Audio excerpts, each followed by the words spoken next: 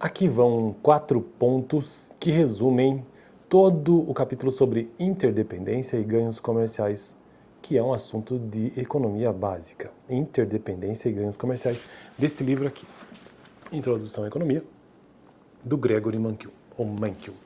E aí, então, no final desse capítulo, existem pontos que resumem. E então, vamos ver quais são esses pontos. Cada pessoa consome bens e serviços produzidos por muitas outras pessoas, tanto no mesmo país quanto no mundo todo. A interdependência e o comércio são desejáveis porque permitem que cada um deles possa desfrutar de uma maior quantidade e variedade de bens e serviços. Bom, então esse é o primeiro ponto que resume, e que é um argumento, inclusive, fortíssimo para que exista comércio, para que exista interdependência e ganhos comerciais também. Por quê? Porque tudo que a gente consome no nosso dia a dia não é feito por uma única pessoa, geralmente por uma única pessoa, né? Geralmente é feito por muitas pessoas, tanto no mesmo país como em outros países. Agora, se uma economia é fechada contra o livre mercado ou coisa desse tipo, ou que tem muitas taxações, inclusive a gente está vendo uma tendência dessa ultimamente, hoje é dia 21 de fevereiro de 2025, e o próprio Estados Unidos tem agido dessa forma, com muitas taxas e coisas desse tipo. Isso tudo é de um ponto de vista do comércio, dos ganhos comerciais, isso é ruim, porque assim as pessoas não conseguem desfrutar de uma maior quantidade e variedade de bens e serviços. Então esse é o primeiro ponto, o primeiro ponto de resumo sobre interdependência e ganhos comerciais. O segundo ponto é o seguinte: há duas maneiras de comparar a capacidade que duas pessoas têm de produzir um mesmo bem. Duas maneiras de se comparar a capacidade que duas pessoas têm de produzir um mesmo bem. Disse que a pessoa que produz o bem com menor quantidade de insumos tem o quê? Vantagem absoluta na produção desse bem. Então, eu estou comparando a minha capacidade de gravar vídeos, o mesmo tipo de vídeo, esse vídeo aqui inclusive, com uma outra pessoa.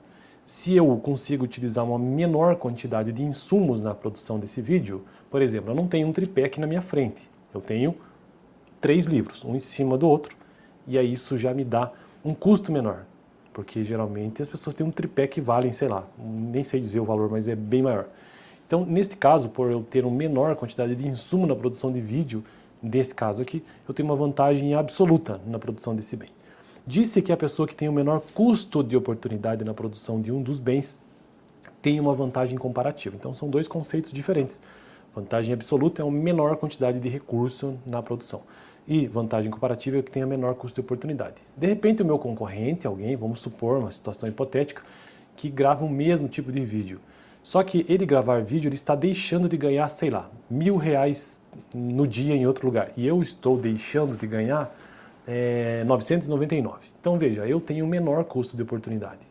Portanto, por eu ter o menor custo de oportunidade, eu também tenho uma vantagem comparativa. Então, como alguém que está produzindo este vídeo neste exato momento, além de uma situação hipotética, ao mesmo tempo que eu tenho uma vantagem absoluta por consumir a menor quantidade de insumo, também tenho uma vantagem comparativa, porque o meu custo de oportunidade é menor se comparado ao meu concorrente. Então, basicamente é isso. Os ganhos de comércio se baseiam na vantagem comparativa, não na vantagem absoluta. Pelo menos é a afirmação que eles nos trazem aqui. Os ganhos do comércio, agora voltando para o comércio como um todo, esses ganhos acontecem por conta da vantagem comparativa, ou seja, com menor custo de oportunidade.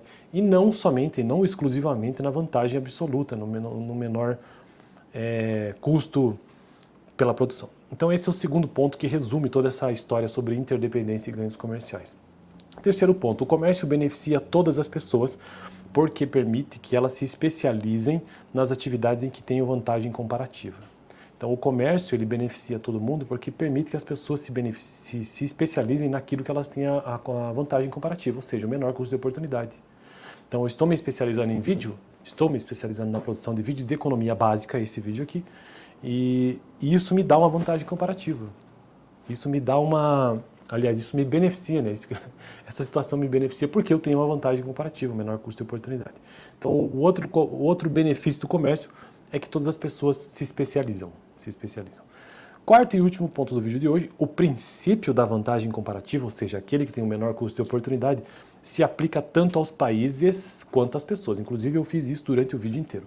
Os economistas usam o princípio da vantagem comparativa para defender o livre comércio entre os países. Então, uma economia de mercado mundial livre usa muito esse conceito de vantagem comparativa. Por exemplo, o Brasil é um forte produtor de elementos agrícolas, de produtos agrícolas no mundo todo, porque a vantagem comparativa é superior, tanto a absoluta como a comparativa nesse caso, né? Porque o Brasil tem vastas terras para o plantio, no caso da soja, por exemplo. É um dos maiores produtores de soja do mundo. Se comparado com outros países, a vantagem comparativa é superior, supõe-se superior, porque o custo de oportunidade é superior, no sentido de que se ele não estivesse plantando soja, ele teria o menor custo de oportunidade ali, ou o melhor custo de oportunidade, na verdade. Ele está deixando, vamos supor assim, que a Argentina resolva ser um grande produtor de soja, assim como o Brasil, em pé de igualdade. Ela poderia estar plantando trigo, por exemplo. Ela está deixando de ganhar com o trigo, que vale muito mais na condição deles, um exemplo hipotético. E o Brasil, se plantar trigo, não tem tanta produção assim. Então o custo de oportunidade do Brasil é melhor no quesito soja. Então é mais ou menos isso. Eu finalizo esse vídeo por aqui e finalizo dizendo que os conceitos-chave desse capítulo foram vantagem absoluta, custo de oportunidade, vantagem comparativa, exportações e importações. No próximo vídeo, então, começaria o próximo capítulo deste livro, que já entra na parte 2, né?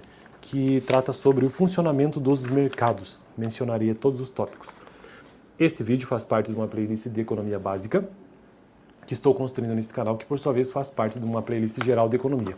Lembrando, o livro que estou usando e que está me ajudando na construção dessa playlist, Introdução à Economia do Gregory Mankiw. Beleza? Valeu!